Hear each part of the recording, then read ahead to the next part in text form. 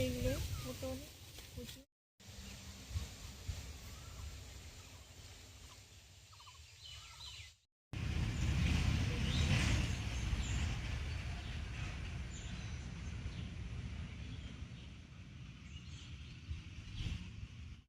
PM কিষাণ টাকা এখনো আমি পাইনি।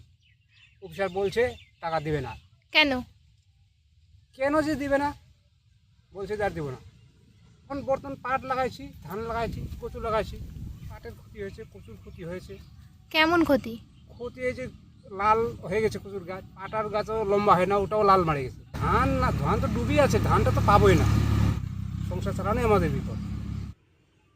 যে গ্রামে এক সময় সবুজ ফসল আর চাষিদের হাসিতে ভরে থাকতো, আজ সেই দক্ষিণ দিনাজপুর জেলার বংশীহারি ব্লকের কাশিমপুর গ্রামে দেখা দিচ্ছে দুশ্চিন্তার ছাপ।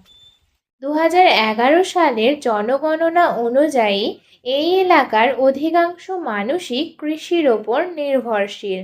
বিভিন্ন শাকসবজি, ধান ও পাট চাষ করেই চলে বহু পরিবারের সংসার। একসময় মার্চ এপ্রিল মাসে তুলনামূলক শুষ্ক আবহাওয়ায় কৃষকেরা নতুন মরশুমের চাষের প্রস্তুতি নিতেন, কিন্তু এখন জলবায়ু পরিবর্তনের প্রভাবে অতিরিক্ত গরম ও অসময়ের বৃষ্টি কৃষকদের বড় দুশ্চিন্তার কারণ হয়ে দাঁড়িয়েছে।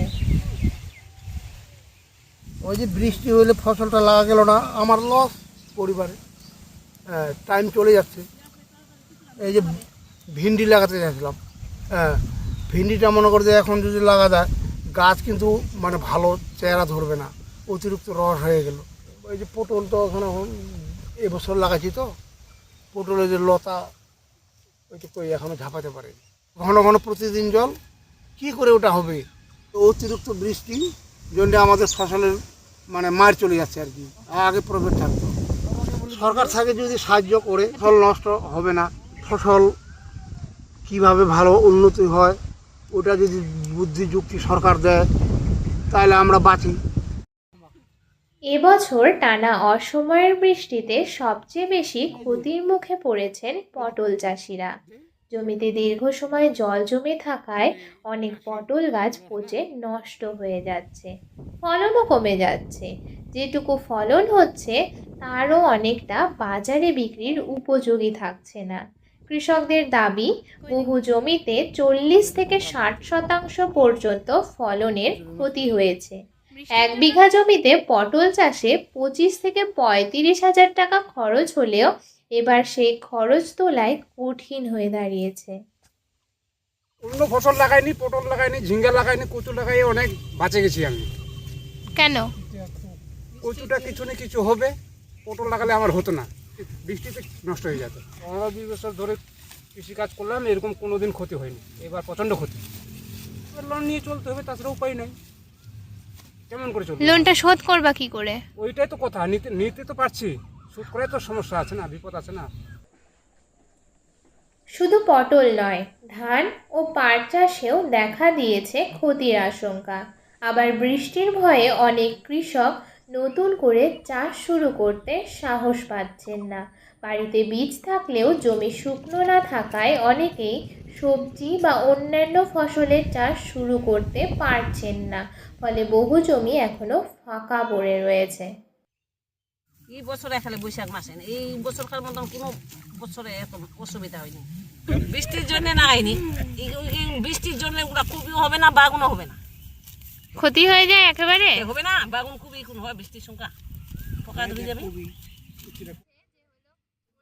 এরপর আমি কৃষকদের সাথে মিটিং করি ও তাদের হয়ে একটি অ্যাপ্লিকেশন লিখি এবং কৃষি দপ্তরে পৌঁছই তাদের সমস্যার সম্বন্ধে কথা বলতে। কৃষি দপ্তর থেকে আমাকে জানানো হয় বিভিন্ন ধরনের কৃষি প্রশিক্ষণ কৃষি প্রধান গ্রামে দেওয়া হয়ে থাকে এবং পরবর্তীতেও তারা অফিস থেকে এই সার্ভিস প্রোভাইড করবেন, এতে কোনো সংশয়ই নেই। তারা সমস্যা জানার পরে আরও বেশি করে এই বিষয়টি নিয়ে ভাবনা চিন্তা করবেন, কী করলে ভালো হয়। স্থানীয় চাষিদের মতে শুধু ক্ষতিপূরণ নয়, প্রয়োজন সচেতনতা ও প্রশিক্ষণ। গ্রামে গ্রামে সরকারি উদ্যোগে কৃষি ক্যাম্প করে যদি শেখানো হয় অতিবৃষ্টির সময় কিভাবে ফসল রক্ষা করা যায়, কিভাবে জমির জল দ্রুত বের করা যায় অথবা কোন পদ্ধতিতে ক্ষতি কমানো সম্ভব, তাহলে ভবিষ্যতে অনেক কৃষক বড় ধরনের ক্ষতির হাত থেকে রক্ষা পাবে। আজ কাশিমপুর গ্রামের কৃষকদের চোখে শুধু ক্ষতির হিসেব নয়, রয়েছে ভবিষ্যৎ নিয়ে গভীর অনিশ্চয়তা।